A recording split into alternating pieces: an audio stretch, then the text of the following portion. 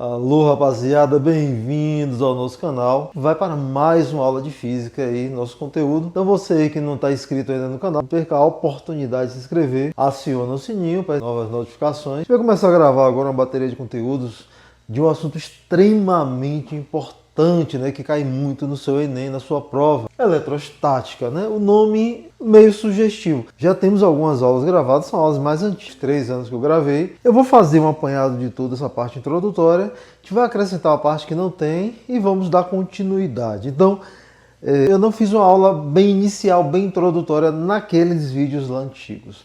A gente vai fazer isso aqui agora, presta bem atenção. Um abraço ao pessoal aí do CPC, segundão aí do CPC, o pessoal do terceiro ano também. Mas enfim, vamos começar. Primeiro, gente, o nome é bem sugestivo, né? Eu já falei nos vídeos, vou falar novamente. O que é eletrostática? Eletricidade. Então a gente vai trabalhar com a eletricidade, mas de maneira estática, né? Eu vou trabalhar com cargas em repouso, Já lá na eletrodinâmica, tem uma playlist também iniciada de eletrodinâmica, a gente trata de cargas em movimento. Nesse momento vamos falar de cargas em repouso. Beleza, professor? Tudo tranquilo. Mas venha cá, e o que é essa tal de carga elétrica? O que é isso? Como é que a gente define carga elétrica? Eu começo falando na lei de Coulomb lá, eu já falo para vocês que cargas de sinais iguais se repelem, os opostos se atraem, e introduzo a lei de Coulomb. Porém, eu não deixei muito claro o que seria realmente essa tal de carga elétrica. Como é que a gente define? Como é que eu imagino um corpo carregado? Então são algumas coisas que a gente vai definir nesses 2 primeiros blocos para a gente entender o que é uma carga elétrica realmente. Então, para iniciarmos, nós vamos falar. A gente vai definir algumas coisas, mas a gente vai primeiro ter que entender mais ou menos a ideia de condutor, a ideia de isolante, o que é um material condutor, o que é um material isolante. Então é muito simples, né? Os materiais condutores, eles têm a capacidade de permitir a passagem de carga elétrica. Ainda não sei o que é carga elétrica, mas a gente vai saber na estante. Mas eles facilitam essa passagem. E na prática, gente, todo mundo sabe. Na prática, todo mundo já viu um condutor na vida. Você vai fazer a instalação da sua casa, você vai comprar um fio de madeira, de plástico? Não, você compra um fio de cobre. Ele é revestido de borracha, né, com plástico, revestimento, para não te dar choque, mas ele é feito de cobre. O cobre é um bom material condutor, né? Dentre outros. A maioria dos metais, muitos metais são condutores. O ouro é um condutor muito bom, mas ninguém usa, né? Se já roubam cobre, imagine ouro. Mas dos que a gente mais utiliza na natureza, principalmente quando se trata de questões elétricas, é o cobre. Mas se você pegar um metal, um prego e colocar numa tomada, se você acertar no positivo, você vai sentir que ele lá também é um condutor. Então percebam, os materiais condutores, eles permitem o fluxo de carga elétrica, né? E os materiais isolantes não. Então, borracha, madeira, plástico são materiais, em sua maioria, isolantes. Então, os isolantes, eles não permitem essa passagem. Quando você vai fazer a instalação da sua casa, o seu pai, alguém, um eletricista está lá fazendo, você percebe que ele usa um alicate com um revestimento de borracha, com um cabo plástico, justamente para não tomar choque. Por quê? Porque o material reveste, o cabo do alicate, ele é um material isolante, enquanto que a parte de corte, a parte de aperto do alicate, né, a parte realmente funcional, ele é um material condutor, ele é um material de ferro. Então, por aí, nós já conseguimos entender o que é um condutor e o que é um isolante. Beleza, professor? Então, a gente já começa a iniciar, a introduzir o nosso conteúdo. Se liga aqui, nós colocamos, eu coloquei aqui inicialmente falar de eletrização. Primeiro, o que é eletrizar? Para que eletrizar? Quando eu falo em eletrização, eu estou falando numa propriedade de nós tornarmos alguém elétrico. Esse elemento, esse corpo que vai ficar eletrizado, ele não estava eletrizado, senão não faz sentido. Como é que eu vou eletrizar algo que já está eletrizado? Então, Quando eu digo que um corpo ele não está eletrizado, eu estou afirmando que ele está neutro. Mais uma palavrinha para nós decifrarmos. E o que quer dizer um condutor neutro? Como é que eu digo realmente que ele está neutro? Neutro, alguém neutro.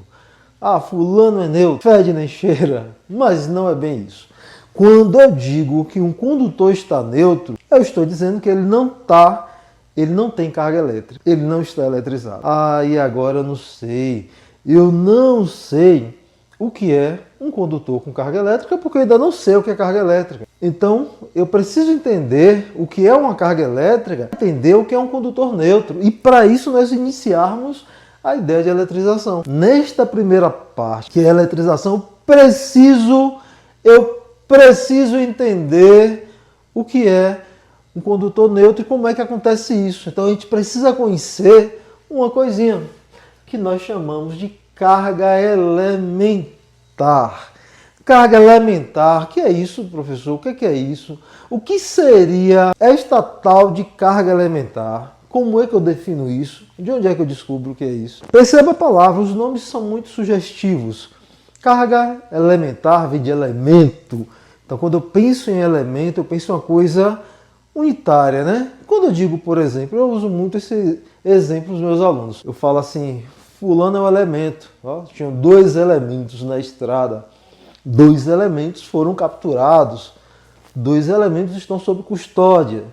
Quando a gente usa o termo elemento para nos referirmos a pessoas, eu estou simplesmente chamando uma pessoa de elemento. Por quê? Eu posso dividir uma pessoa? Eu não posso. Você não consegue dividir uma pessoa. Você não consegue cortar a pessoa, mas não divide.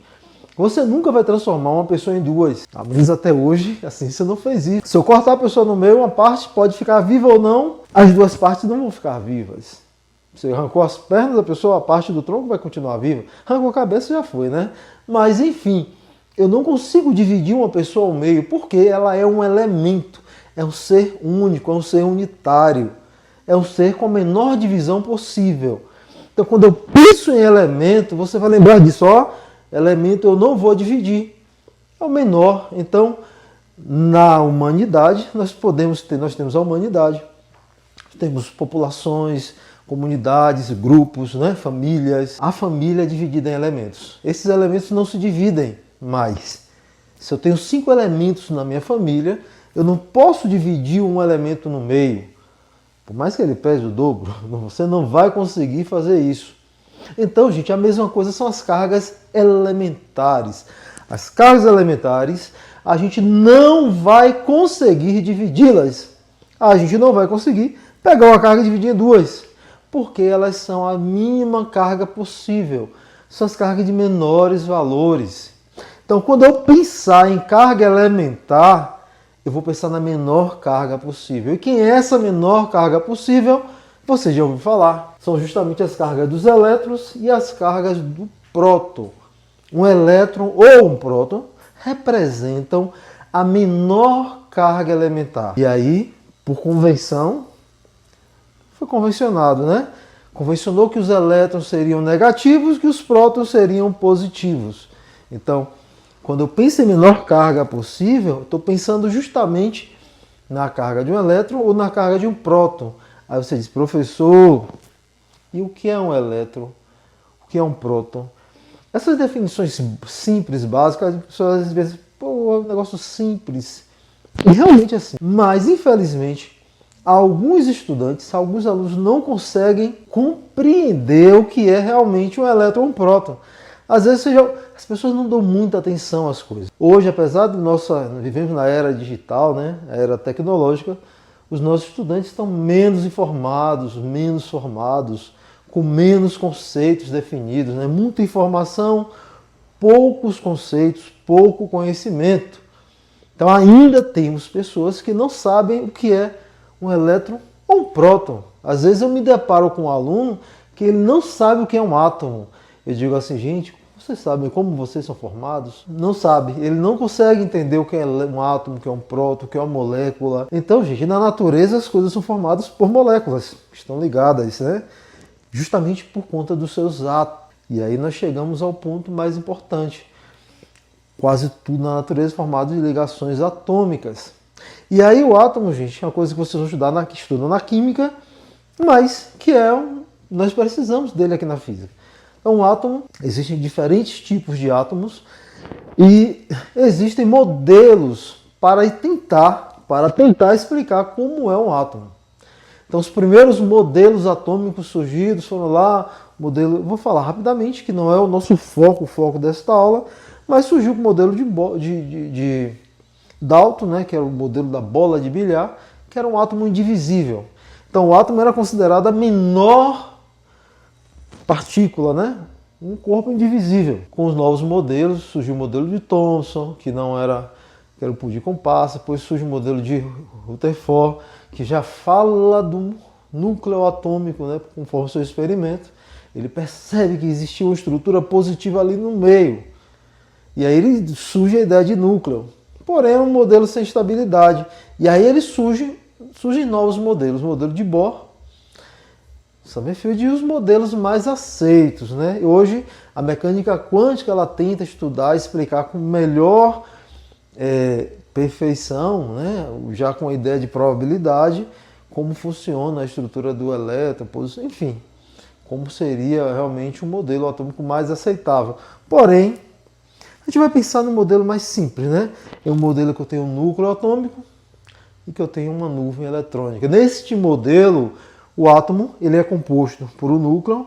Esse núcleo nós temos nêutrons, prótons, outras moléculas subatômicas, os quarks, outros que fazem existir essa estrutura, né, que é fixa e firme, que é o núcleo do átomo, através de uma força forte, que é uma força muito maior que a força eletromagnética, e que faz com que esse núcleo fique preso ali. E isso faz com que os prótons não tenham mobilidade, certo? E ao redor desses prótons nós temos uma nuvem eletrônica, onde esta nuvem eletrônica ela vai estar orbitando, né, depender do número de elétrons. Pense nesse modelo bem simples, bem grosseiro. Claro, né, gente? É um modelo, não estou falando aqui de spin, de orbital, de nível de energia, não vou falar nada disso. Eu vou falar de modelo grosseiro só para vocês compreenderem uma coisa muito simples. O que é que você precisa entender aqui? Este núcleo, onde estão os prótons, ele é mantido por uma força muito forte, que tem o nome de força forte, que mantém esse núcleo existindo. Ah, professor, mas existem processos nucleares que fazem fusão nuclear, fissão, que pode remover, pode sim, mas a gente não vai pensar em uma física nuclear. A gente vai pensar que, na prática, de maneira natural, você não vai facilmente conseguir romper com o núcleo. E por conta disso, eu não consigo estar retirando e colocando prótons no meu átomo. Eu consigo mexer, eu consigo mobilizar, né, os elétrons. Então os elétrons, a depender do seu nível de energia, eles podem saltar de um nível de energia para o outro, e com isso também eles podem ter o que a gente chama de elétrons de transição, que eles podem transitar, né, os elétrons livres, e com isso a gente consegue dar mobilidade aos elétrons. Então é isso que você vai pensar. O meu próton, minha partícula, né, minha partícula elementar, minha carga elementar, que está aqui embaixo, o meu elétron, que também é minha carga elementar, só que o meu próton ele vai estar fixo no núcleo. Porém, o meu elétron ele pode sim ter uma mobilidade. Com isso, eu consigo perceber o quê? Que a gente tem uma facilidade de tirar elétrons ou acrescentar elétrons. Ah, professor, então estou começando a entender. Então, quando eu pensar em um condutor, eu vou pensar na mobilidade entre elétrons. E como é que eu vou ter um corpo carregado? Foi o que nós iniciamos falando. O que é um corpo carregado positivamente ou negativamente? Então percebam, eu posso ter mobilidade nos elétrons, eu posso acrescentar elétrons ou eu posso retirar elétrons. E aí eu terei sim um corpo eletricamente carregado, positivamente ou negativamente. Ah, e como seria um corpo neutro?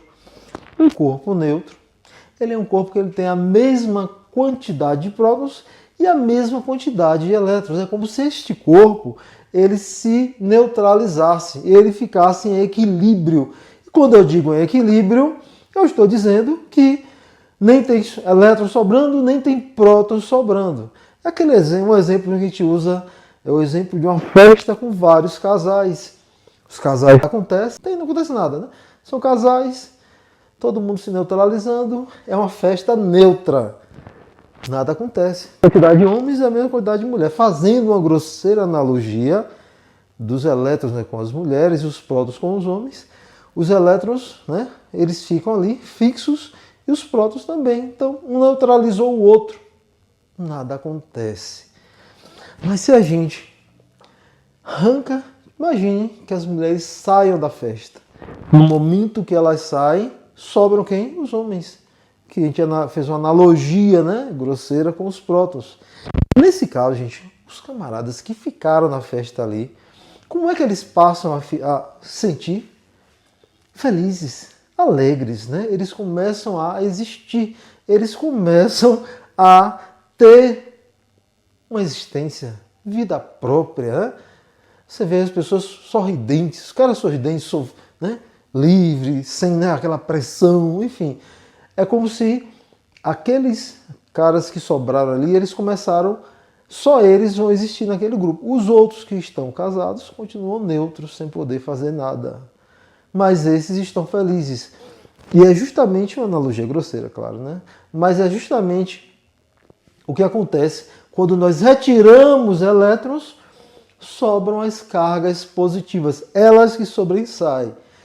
Se nós, ao invés disso, nos acrescentássemos elétrons, pegássemos nessa festa, trouxéssemos moças para dentro da festa. Essas moças iam dançar, se aproveitar, e os demais lá iam ficar todos tensos, né? As mulheres tensas, né? Olhando seus companheiros, e os caras mais tensos ainda. Enfim, só iriam existir aquelas moças que ingressaram naquela festa ali. Elas estariam em excesso, elas estariam sobrando, elas estariam realmente fazendo qualquer diferença ali dentro. E os outros estariam ainda neutros. Gente, é uma analogia bem grosseira, só para você compreender. Mas a grande ideia é que você percebam. Acrescentei elétrons em um condutor neutro. Esses elétrons, eles que vão representar a carga elétrica. Eles que vão eletrizar esse condutor. Se eu peguei um condutor neutro e tirei elétrons, vão sobrar prótons. Esses prótons vão representar o meu condutor carregado positivamente. Então, se eu quiser carregar um condutor positivamente, eu arranco elétrons. Se eu quero carregá-lo negativamente, eu acrescento elétrons. Eu nunca vou mexer nos prótons, gente. Eu não vou nem acrescentar e nem tirar prótons. Eu vou sempre o quê?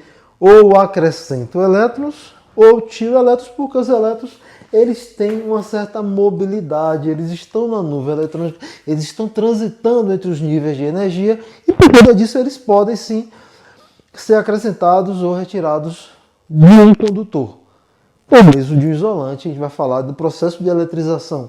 Então, presta atenção, se liga nisso aí.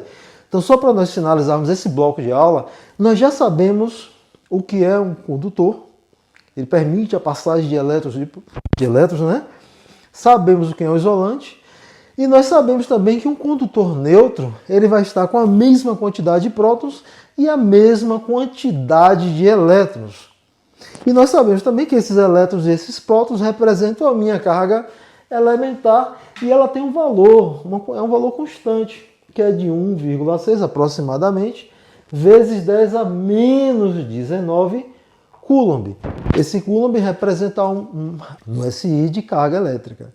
Então, gente, se for um próton, é o mesmo valor, porém ele vai ter um sinal positivo. Os elétrons negativos e os prótons positivos, porém o módulo dessa carga é igual. Vamos parar esse bloco por aqui. No próximo bloco a gente vai dar continuidade, vamos falar dos processos de eletrização, e vou falar dos 3 tipos de eletrização: por atrito, por contato, por indução. A gente vai falar um pouquinho dos condutores e aí depois retomar a parte de lei de Coulomb, campo elétrico, e vai dar sequência. Claro, essa parte de lei de Coulomb eu vou falar um pouco mais rápido porque ela já foi tratada. Temos 2 aulas falando disso aí. E campo elétrico também, só que a gente vai aprofundar um pouquinho, fazer algumas questões, fazer algumas aplicações, e aí a gente vai entrar em potencial elétrico, diferença de potencial, condução, algumas coisas. Vamos falar de condutores esféricos, alguns tipos de condutores. Então vai ser uma parte bem legal aí pro nosso bloco. É isso aí, pessoal. Um forte abraço e até a próxima.